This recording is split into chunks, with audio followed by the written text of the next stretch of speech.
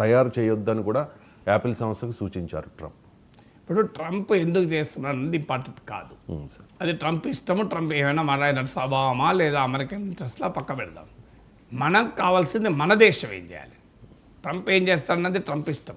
Trump మీరు నేను చెప్తే మారుతాడా? మన స్టూడియోలో ఖండించామనుకోండి ట్రంప్ వైఖరిని. ట్రంపే మారడు కదా. ట్రంప్ తన ప్రయోజనాల కొరకు తన దేశ ప్రయోజనాల కొరకు చేస్తాడు, సింపుల్. దానికి ఏమీ పరిశోధించాల్సింది ఏమీ లేదు. కానీ ఇక్కడ కీలకమైన అంశం ఏంటంటే అది నిజం కాదా అనే చర్చ కూడా నేను చేయడం లేదు. ఎందుకంటే ట్రంప్, మీరు అన్నట్లు ట్రంప్ చేసిన వ్యాఖ్యల్ని మన విదేశాంగ మంత్రి వివరణిచ్చారు. ఖండించుడన్న పదం కన్నా వివరణిచ్చారు. భారత్ అమెరికా వాణిజ్య చర్చలు జరుగుతున్నాయి, ఇంకా ఏ నిర్ణయమూ జరగలేదు.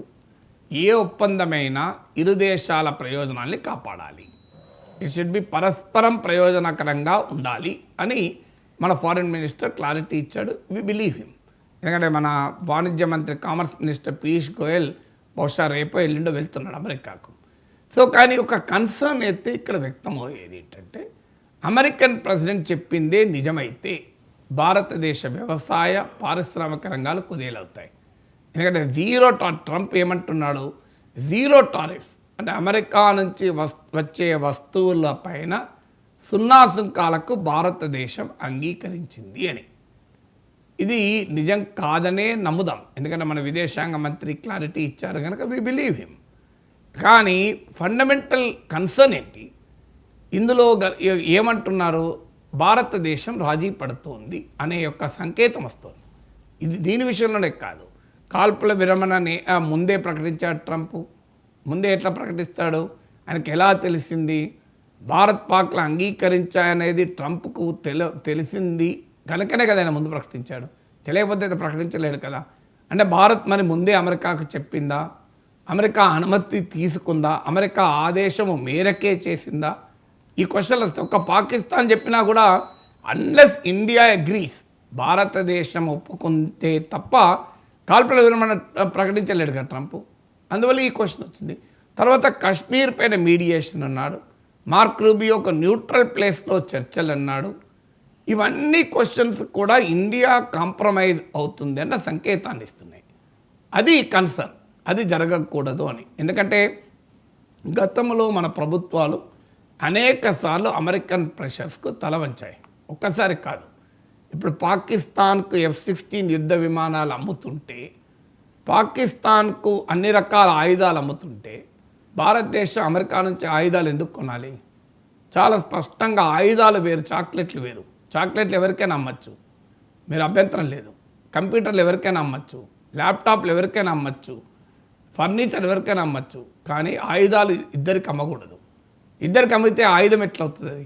అది వెపన్ అంటే ఏంటి? నేను నా శత్రువును కొట్టడానికి వాడేది వెపన్. కానీ నాకిచ్చే వెపన్ ఇచ్చేవాడు, శత్రువుకు వెపన్ ఇచ్చేవాడు ఒక్కడే అయితే అది దేశ రక్షణకు భద్రతకు ప్రమాదం కాదా? ఇది ఆ సింపుల్ కదా. సో నాకు వెపన్ అమ్మేవాడు, నా శత్రువుకు వెపన్ అమ్మేవాడు ఒక్కడే అయితే నా వెపన్ సీక్రెట్స్ నా శత్రువుకు పోవా? ఇది సింపుల్ క్వశ్చన్ కదా. మనం ఇప్పుడు సోవియట్ యూనియన్ కాలం నుంచి రష్యా కాలం వరకు మనము ఆయుధాలు కొంటూ వచ్చాం. కానీ పాకిస్తాన్కు వాళ్ళు ఆయుధాలు అమ్మింది తక్కువ, మనకు మాత్రమే అమ్మేవారు, మనకు కొంటుండేవారు. కానీ అమెరికా ఇవాళ ఒత్తిడి పెంచుతూ భారతదేశంతో ఆయుధాలు కొనిపిస్తుంది. దానికి గణాంకాలే ఉదాహరణ. మీకు ఈ పీరియడ్లో 2006 to 2010లో భారతదేశం చేసే మొత్తం డిఫెన్స్ ఇంపోర్ట్స్లో 75% రష్యా నుంచి ఉండేది. అది ఇప్పుడు 36% తగ్గింది. ఇది మంచిది. ఈవెన్ రష్యాపై కూడా ఆ స్థాయిలో డిపెండెన్స్ మంచిది కాదు. ఖచ్చితంగా మన డిఫెన్స్ ప్రొక్యూర్మెంట్ డైవర్సిఫై కావాలి, అభ్యంతరం లేదు. అమెరికా షేర్ ఇదే పీరియడ్లో 1% నుంచి 10% పెరిగింది. అభ్యంతరం లేదు, ఎందుకంటే డైవర్సిఫై కావాలి. కానీ సమస్య ఎక్కడ వస్తుంది? అమెరికా పాకిస్తాన్కి అమ్ముతోంది, మనకు అమ్ముతోంది. పాకిస్తాన్కి F-16 యుద్ధ విమానాలు అమ్మింది, మనకు F-35 అమ్ముతానంటోంది. మన వాళ్ళు కొంటామనడానికి దాదాపు ఎగ్రీ అయ్యారు. అంటే ఏంటి? అమెరికా తయారు చేసిన F-35 యుద్ధ విమానంలో మన పైలట్లు, అమెరికా తయారు చేసిన F-16 యుద్ధ విమానంలో పాకిస్తాన్ పైలట్లు కొట్టుకుంటారా? ఈ 2 ప్లేన్లను అమెరికాలో కూర్చొని వాడు డిసైడ్ చేస్తాడు ఏది కూలాలి ఏది కూలకూడదు అని. ఎందుకంటే ఈ F-35 యుద్ధ విమానంలో కిల్లర్ స్విచ్ ఉంది అని కూడా అనుమానం. కిల్లర్ స్విచ్ అంటే అమెరికా ఆపాలని కూడా ఆపచ్చు, దాన్ని పని చేయకుండా చేయొచ్చు. మరి క్రూషియల్ టైంలో అమెరికా కనుక ఆపింది అనుకోండి, ఎందుకంటే ట్రంప్ దృష్టిలో పాకిస్తాన్ కూడా గొప్ప కంట్రీ కదా, ఇది గ్రేట్ నేషన్, గ్రేట్ లీడర్ కదా. మీరు కాల్పుల విరమణ జరపకపోతే మీ F-35 విమానాలు పనిచేయకుండా చేస్తామన్నారు అనుకోండి, పరిస్థితి ఏంటి మనది. ఎందుకంటే F-35 విమానం ఆధునిక విమానం, నిరంతరం దాని సాఫ్ట్వేర్ అప్డేట్ చేయాలి. అది ఎవరు అప్డేట్ చేస్తారో అమెరికానే అప్డేట్ చేయాలి. అజ్యూమింగ్ దట్ ఆపరేషన్ సింధూర్ మధ్యలో ఉంటాం, పాకిస్తాన్ పైన కాల్పులు జరుపుతుంటాం, అమెరికా చెప్తుంది మీరు కాల్పులు ఆపండి అని. మేము ఆపమని అనుకోండి, మీ F-35 అప్డేట్ చేయం అని అమెరికా అంటే మన పరిస్థితి ఏంటి? ఈ డిపెండెన్స్కి ఎందుకు అంగీకరిస్తోంది భారతదేశం? ఇప్పుడు భారత ప్రభుత్వం దాదాపు F-35 కప్పుకున్నది. మరి పోనీ F-35 మించిన యుద్ధ విమానాలు లేవా అంటే హూతీలు F-35 విమానాన్ని కూలగొట్టారు. హూతీలు ఏమన్నా కంట్రీ కాదు, అదొక రిబెల్ ఫోర్సు. ఆ హూతీలకు ఉన్న పవర్ ఏంటి? హూతీలు రెడ్ సీ పైన F-35 యుద్ధ విమానాన్ని కూల్చారు వాళ్ళు. ఇది అమెరికా కూడా ఎక్నాలెడ్జ్ చేసింది. హూతీస్ షూట్ డౌన్ US F-35 గూగుల్లో కొట్టినా వస్తుంది మనకు. మరి అలాంటప్పుడు మనం ఎందుకు F-35 కొంటున్నాం అంటే అమెరికా ఒత్తిడికి భారత ప్రభుత్వం మెత్తబడుతోంది అన్న దానికి ఉదాహరణ. ఆల్రెడీ ఇప్పుడు ట్రంప్ దగ్గరికి చర్చలకు పోకముందే, భారత ప్రధానమంత్రి అమెరికా పర్యటనకు ముందే మీకు హార్లీ డేవిడ్సన్, టెస్లా లాంటి వెహికల్స్కి ఉపయోగపడేలా పన్నులు బడ్జెట్లు తగ్గించారు. 110% నుంచి 70% తగ్గించారు. మరి ఇది రాజీ కాదా? సో ఇలాంటి ఉదాహరణ, రాజీ పడని ఉదాహరణలు కూడా ఉన్నాయి. ఇప్పుడు ఉదాహరణకు S-400 కొంటే మీ పైన ఆంక్షలు విధిస్తామన్నా ఇండియా వినలే. రష్యా నుంచి ఆయిల్ కొంటే ఆంక్ష ఒప్పుకోమన్నా వినలే. ఎస్ నిజమే, కానీ ఇరాన్ నుంచి ఆయిల్ కొనొద్దు అని అమెరికా ఆంక్షలు పెడితే మనం ఆపేశాం.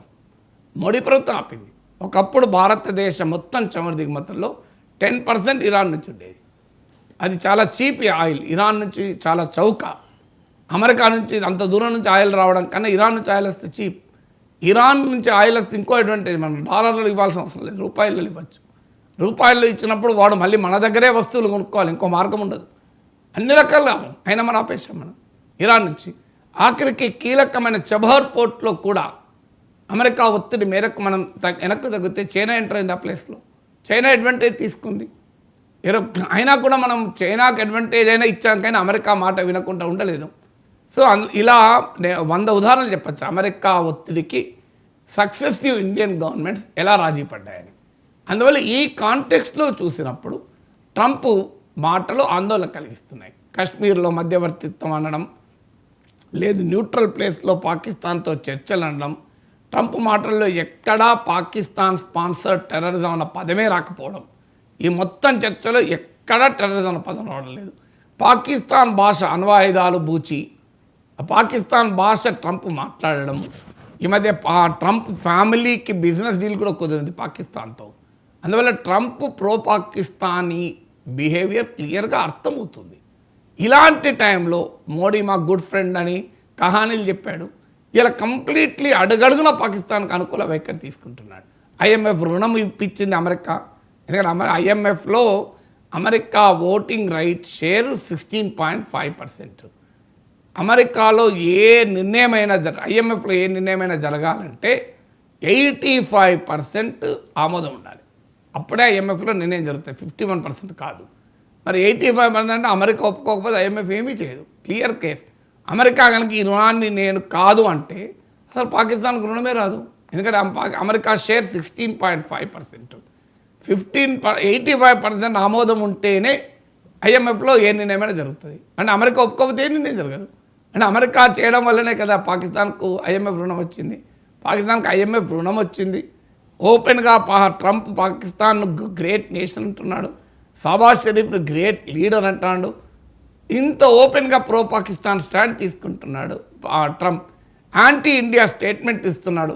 0 టారిఫ్లోకి ఒప్పుకున్నది. అదే కాదు, యాపిల్ ప్రొడక్షన్ టిమ్ కుక్ అంగీకరించాడు, అమెరికాలో ఎక్స్పాండ్ చేస్తాడు, ఇండియాలో పెంచకూడదని. అసలు ఇంత ఇండియా అడుగడుగున భారత వ్యతిరేకతను వ్యక్తం చేస్తున్నాడు.